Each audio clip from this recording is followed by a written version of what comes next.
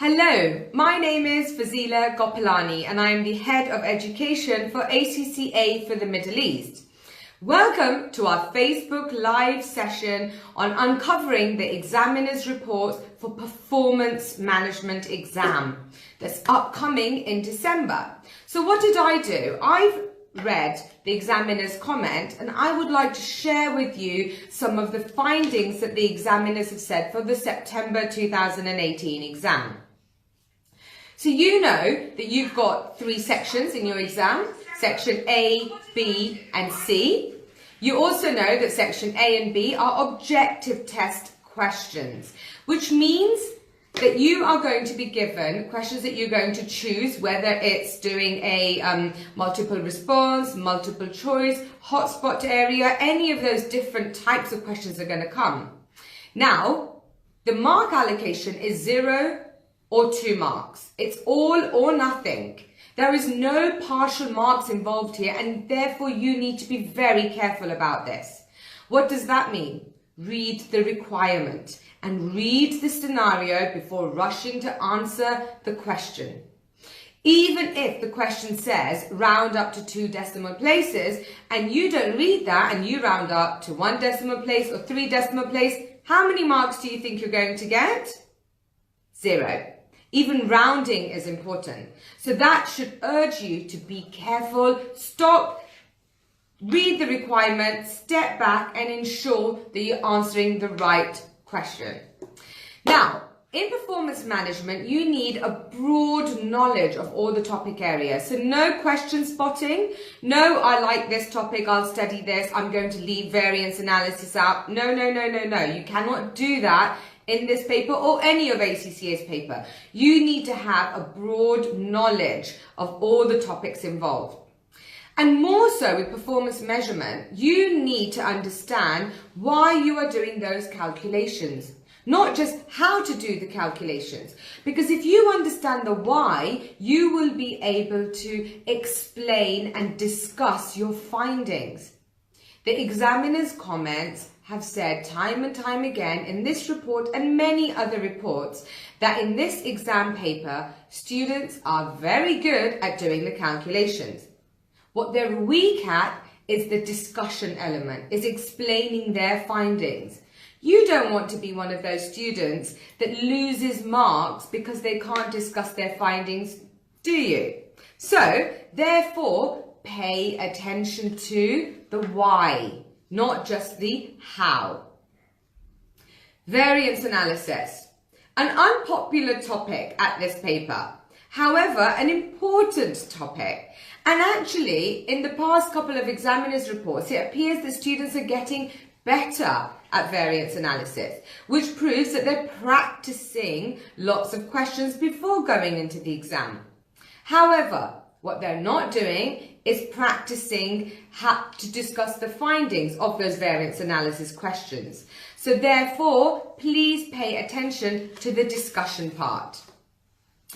Performance measurement, a popular topic that is regularly examined in performance management.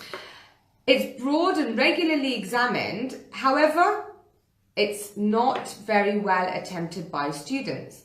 For example, if they ask you in the exam to discuss the performance of a company, what are you doing? You're saying you're calculating the ratio analysis and you think you're going to get lots of marks for that. Actually, the ratio analysis and the number element is only a tiny weeny amount of the mark allocation. The rest of the mark allocation is given for the discussion. But what do students do? Gross profit margin went up by 5%. And net profit margin went down by 2%. And so what? Went up, went down, increased, decreased. You can't explain your findings like that. You've got to explain why they increased and decreased. You've got to have reasons behind what's happened to the numbers. And that's very, very important.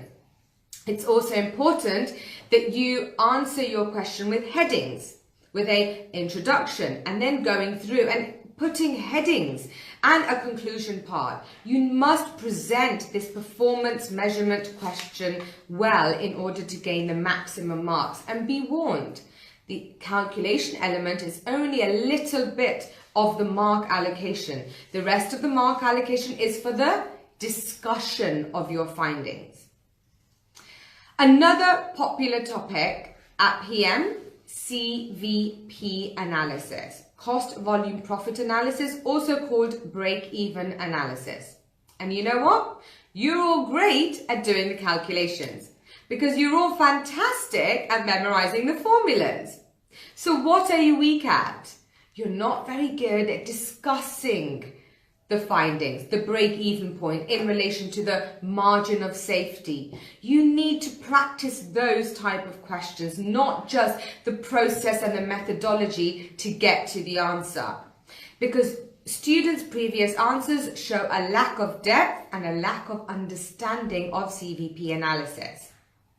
Limiting factor, popular topic in this exam. Again, process and methodology is very good. The discussion and the understanding element is not.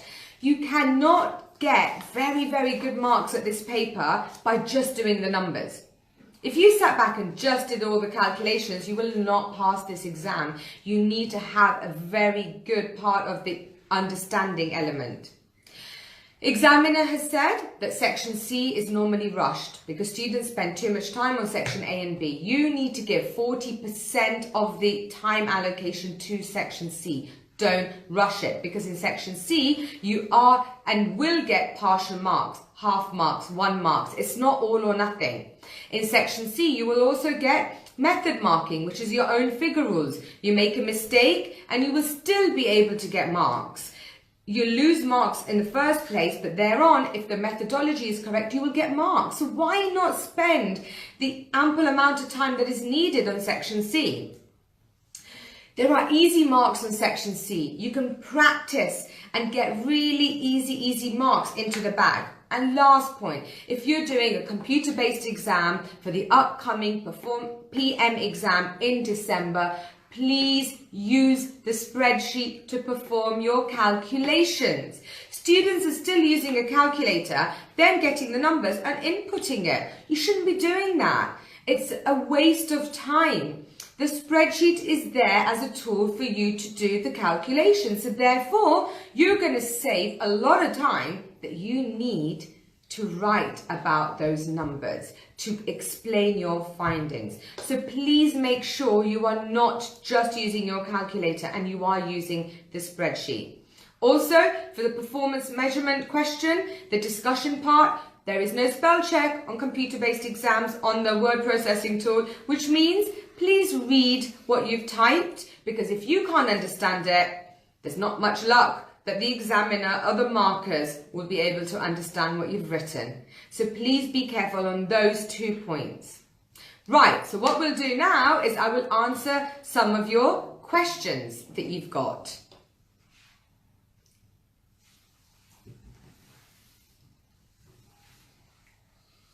Right, so I can't see any questions right now, but if you have any questions, I will be live for the next couple of hours. You can comment on this video and I will come back with any of the answers that you would like for the F5 Performance Management exam. Good luck with your upcoming exam. Thank you.